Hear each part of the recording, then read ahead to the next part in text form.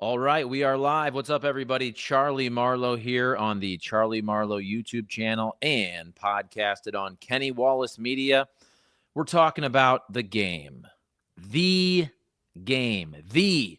Ohio State University versus Michigan, my favorite game in all of sports, the best rivalry in all of sports. Yes, I'm biased.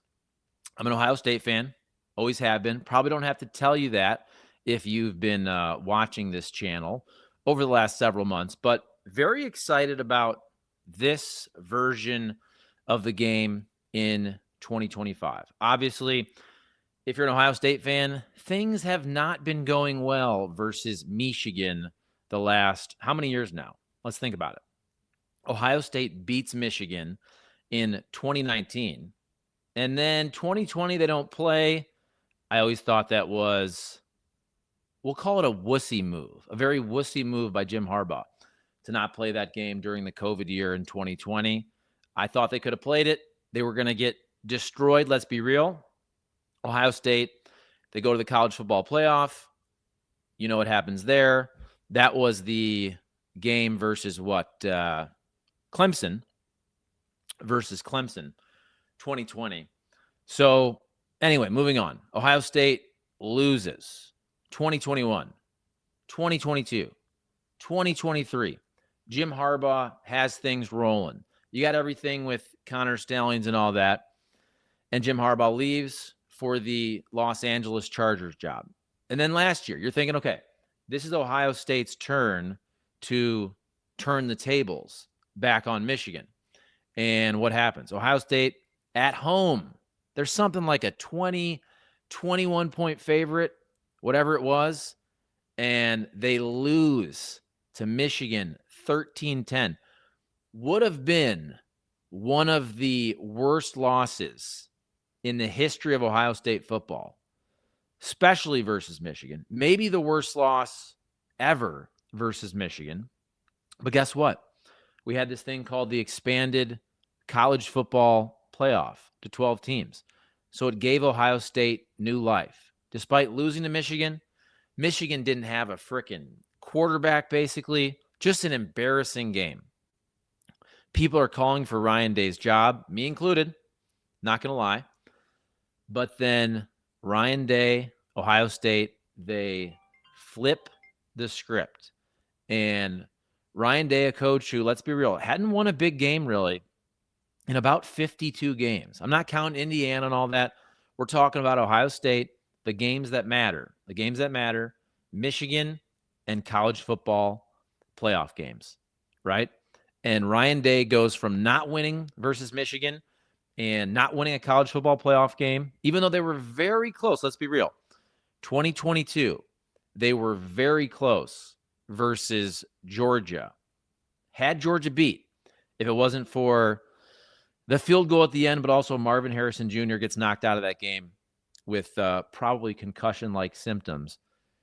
If they beat Georgia there, they surely beat TCU also and win the national championship. Remember, TCU loses to Georgia, 65-7 it was that year? Anyway, my point is, Ryan Day goes from not winning a big game for almost 4 seasons, almost 4 full seasons. Remember, because 2020, they get to the national championship game. They beat Clemson. They get destroyed by Alabama. It is what it is. But then no big wins 2021. No big wins 2022. No big wins 2023. No big wins 2024 all the way through the Michigan game. And I'm not counting Penn State, guys. I'm not counting Indiana last year. Maybe I'd count Indiana this year. But with everybody calling for Ryan Day's head, me included, because it wasn't just the losses. It was how they were losing versus Michigan. They were playing scared. They were coaching scared. They were playing into Michigan's strengths. And then something happened there. You got meetings. You got team meetings. People calling out Ryan Day, right? Like, let's open it up offensively. And the flip was switched. And it's been a different Ohio State team. It's been a different Ryan Day ever since then.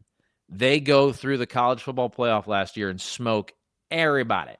We're talking Tennessee. We're talking Oregon. We're talking Texas. That was a little bit of a closer game. And then we're talking Notre Dame. But that right there, Oregon was number one in the country. You're going through two SEC teams in Tennessee and Texas. Then they beat Notre Dame to win the national championship. And this year, just keeping it rolling, number one team in the country, beat Texas again in that early season game. Texas doesn't look as great, but Ohio State's schedule this year, let's be real, has been pretty bad. Pretty bad. Not really their fault. Penn State was down. Wisconsin's down.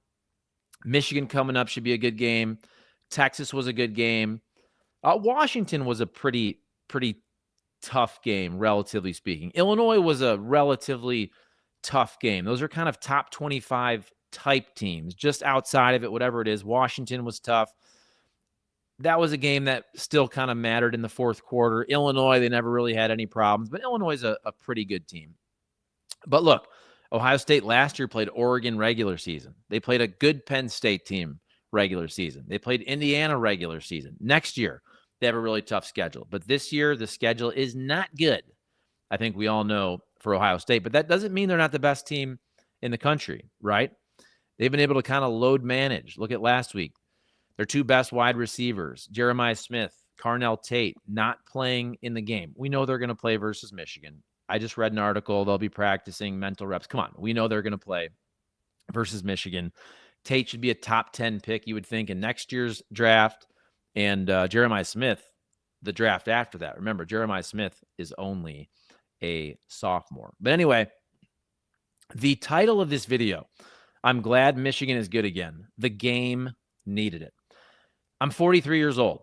I grew up with the John Cooper era of Ohio State football. Ohio State always lost to Michigan. They always lost to Lloyd Carr. They had great teams. They were always 10-1, 11-0, whatever it was. Michigan seemed to always be 8-3 or 9-2 entering that game. Sometimes even, what's the math there? 7-4. It seemed like Ohio State was always favored. They always should have won, and they never won. I mean, whatever the record was, I think John Cooper won one or two games, maybe a tie versus Michigan. It was really bad with great Ohio State teams. John Cooper should have won at least one national championship. So then let's talk about moving forward there. Jim Tressel changed everything. There's a reason Jim Tressel is my favorite coach in the history of Ohio State football. My favorite coach really in any sport. I love the fact that when I'm driving back home to my home state of Ohio, which I'll be doing here tomorrow for Thanksgiving to see my family, I love seeing the fact that our lieutenant governor right now of Ohio is none other than Jim Tressel. Jim Tressel got there. Excuse me. Jim Tressel got to Ohio State and everything changed. Just started whomping Michigan. I think he lost one time. Don't quote me on that. Whatever it was, just 10-1 or something like that. Just smoked Michigan. Okay, and then Ohio State has the year where, look, after the tattoos and all that, Tressel is forced to leave, and you have the Luke Fickell year. But then you have Urban Meyer coming. Urban Meyer goes 7-0 versus Michigan. So remember, Jim Tressel dominates Michigan. Jim Tressel wins a national championship 2002. Urban Meyer totally dominates Michigan 7-0. Urban Meyer wins a national championship 2014. And then Ryan Day's very good versus Michigan up until 2020 when they don't play because of COVID. But then after that, he's lost every game to Michigan. But here's the thing. This was such a great rivalry growing up, even though Ohio State had the short end of the stick versus Michigan. But then for about 2 decades, start with Tressel, whenever that was, 2001 or so, and go all the way until 2021. Ohio State frickin' owned the rivalry. It wasn't even a rivalry anymore. Honestly, there's a couple good games in there. 2006, you had the JT Barrett game with the spot. I mean, there were some good games in there. Don't get me wrong.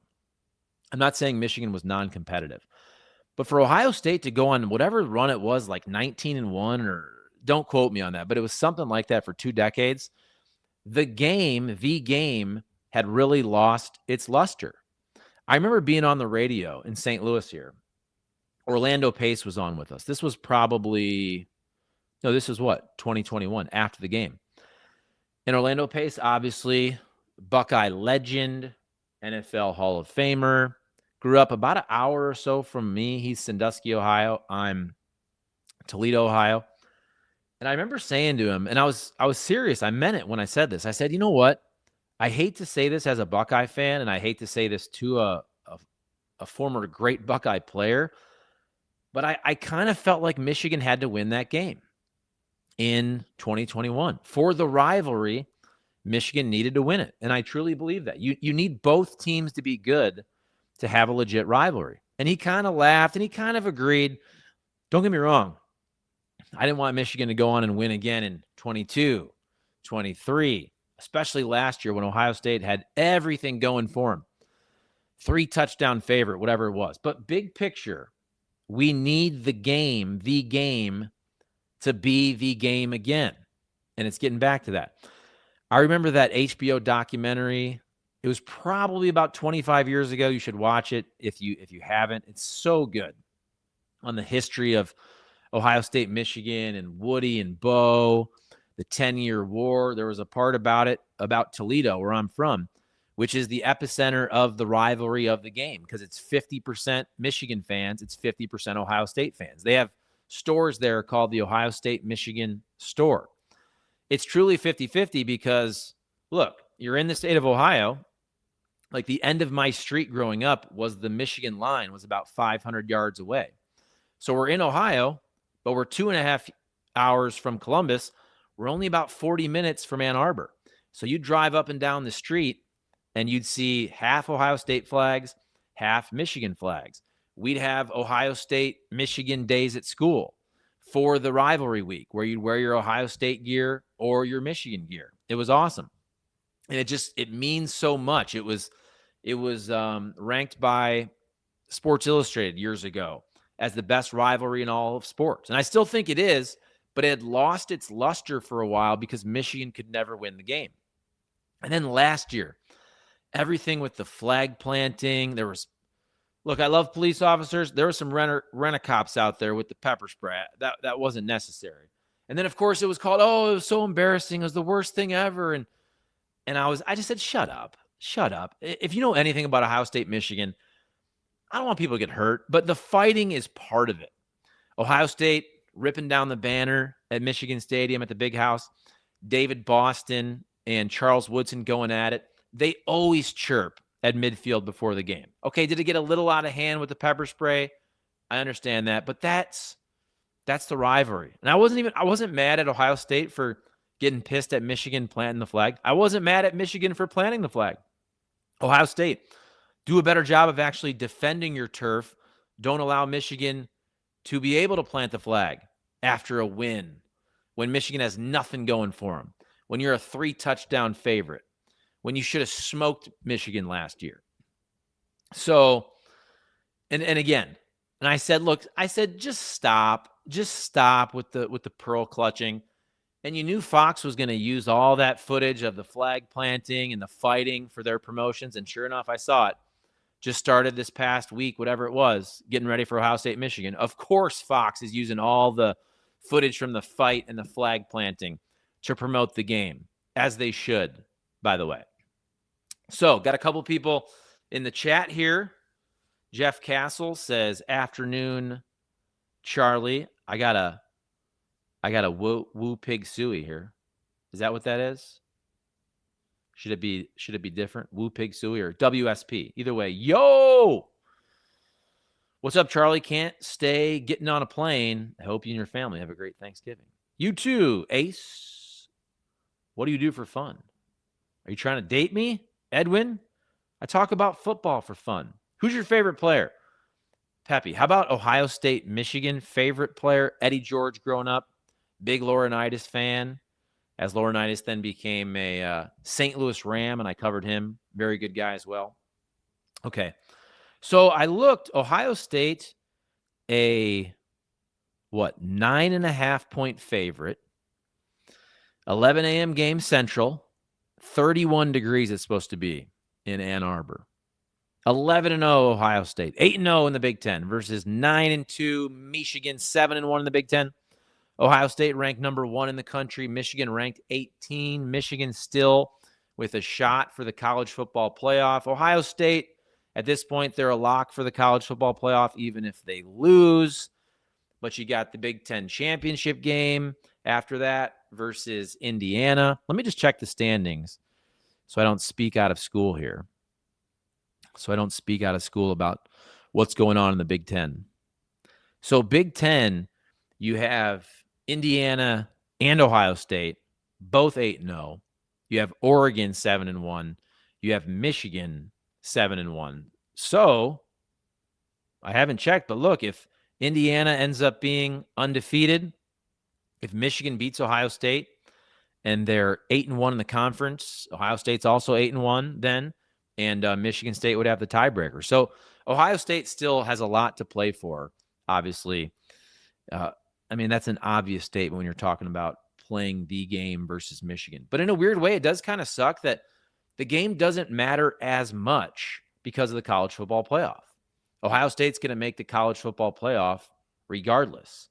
So they don't have as much to play for except for bragging rights, which is everything in this rivalry. But Michigan has a ton more to play for this week in terms of getting to the college football playoff, getting to the Big Ten championship game, if they're able to. And I should have done my research there, but obviously you also have Oregon at 7-1 and Michigan at 7-1 entering the week.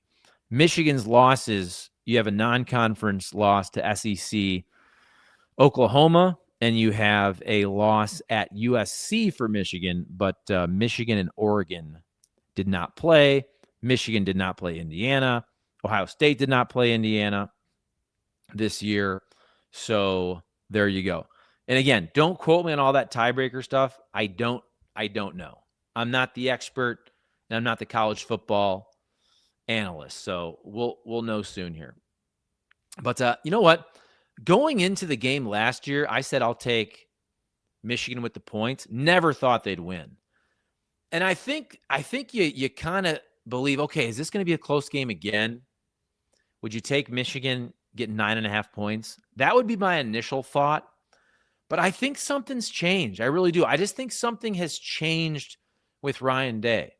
But I guess you never truly know until he can beat Michigan, because, you know, everything has changed with him winning big games like he did, again, Tennessee, Oregon, Texas, Notre Dame, Texas again this year. Those are the big games I'm talking about. I'm not going to count Illinois this year. But look, the bugaboo still he needs to get off his back is, you know, can he get back to beating Michigan? So I'd love to say that Ryan Day has changed. I think he has.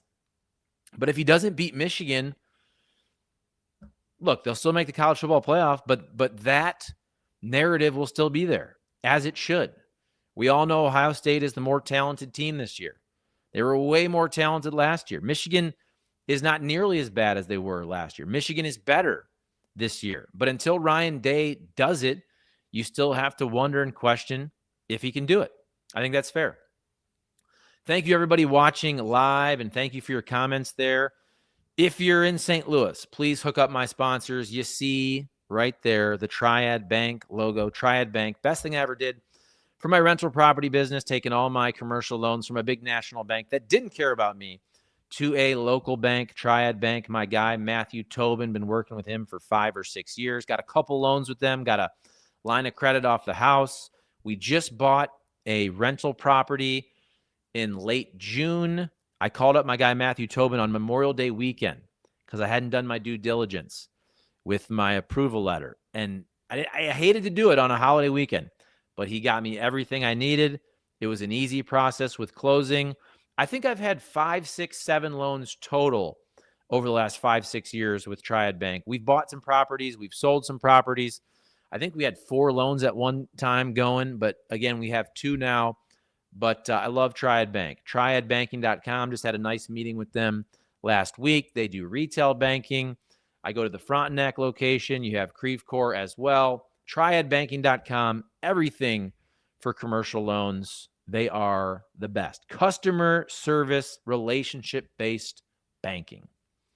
And also, real quick, you got St. Louis Lawn Care, St. Louis Equipment, StlMowerRepair.com, St. Louis Lawn Care, STLLawnCare.com. Been cutting my grass for about 5 years. They'll do mulch.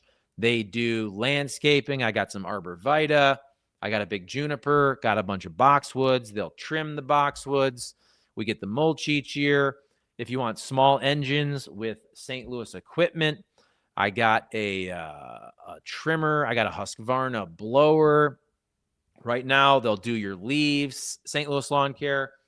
And then you got, look, with the winter coming, you got salt. You can buy your bulk salt. Did I say salt? Salt. You can buy your bulk salt there, and they have a special. Mention you heard it from Charlie Marlow. And if you want your preseason snow plow service, mention you heard it from Charlie Marlow. You'll get 25% off, and everything for snow plowing and the salt for when the winter's coming in St. Louis. Check out St. Louis Equipment, StlMowerRepair.com, and St. Louis Lawn Care, STLLawnCare.com. All right. I won't go too much longer, but the game. I'm excited for it. Can't wait to watch. 11 o'clock Central Time, Saturday. I'm actually going to Columbus for Thanksgiving because I got some family that lives down there. So I'll be hanging out with my family in the great state of Ohio for a couple days, but I'm coming back to watch the game from the comfort of my house in St. Louis. I like the fact that they play the early game. You know, I know some people don't like it. They want night games. It's a tradition, though. Ohio State, Michigan, noon game, Eastern, 11 o'clock Central. Everybody's watching it. Incredible ratings. You'll have big noon kickoff. You'll have college game day. It'll be the talk of the town. Maybe it'll be an unbelievable game like last year. And maybe Michigan, you can't even say shock the world. Because at this point, I think a lot of people think Michigan just has Ryan Day's number. And they do. They have for the last 4 or 5 years. Ryan Day has to put up or shut up. To be the man, you have to beat the man. And that's crazy to say for the defending national champs. But at Ohio State, the things that matter, beating Michigan, winning national championships. I saw Dave Portnoy say this, and there's no way he really believes this. Would you trade last year's season, Michigan beating Ohio State, but whatever they did, wins 8 games, whatever it was, or Ohio State winning the national championship, but losing to Michigan in embarrassing fashion? Nobody really believes that. Of course, you're going to take the national championship. Of course. But you can't lose to Michigan year in, year out. That's why it was fair to question Ryan Day's job last year until he won the national championship. At Ohio State, if you have top 5 rosters every year, you either have to beat Michigan more than you lose to them, or you have to win a national championship. Those are realistic expectations at Ohio State. That's fair right there. And so guess what? I don't want Ohio State to lose to Michigan this year, but Ryan Day has bought himself at least, 5 years worth of equity? 5 years. When you win a national championship, you can't be mad for at least 5 seasons. I'm sorry. Now, if they lose to Michigan every single year for the next 5 years, but again, you win a natty, you buy yourself a lot of equity. That's the way it is. All right, everybody. Thanks for watching. I can't wait to watch the game. Drop your predictions. Comment. What do you think? Do you think Michigan's got it this year at home? Are they going to shock the world again, even though it's only a 9.5-point spread? It's nothing like last year's 3-touchdown spread, whatever it is. Are we going to see some craziness after the game, some flag planting? Hopefully no pepper spray. We shall see. Can't wait to watch this Saturday, though. It's just such a great tradition, Thanksgiving weekend. It brings back so many memories for me growing up in Ohio and watching that game. And it means so much. And I'm trying to pass the traditions on to my kids, even though they live in St. Louis. I'm trying to grow some Buckeye fans and raise some Buckeye fans, get them some Buckeye gear. We got the Ohio State blanket there, and they did enjoy watching the college football playoff run that they went on last year. So there you go, 25 minutes. Feels good. We'll end it there. We went live on horizontal YouTube and vertical YouTube for the first time. I'd never done that before. So we'll see how it goes. Love you all. Peace out. Happy Thanksgiving. And once again, thanks to my sponsors, Triad Bank, St. Louis Equipment, and St. Louis Lawn Care. We'll see ya. Have a great Thanksgiving, everybody. Go Bucks. OHIO. End stream. End stream.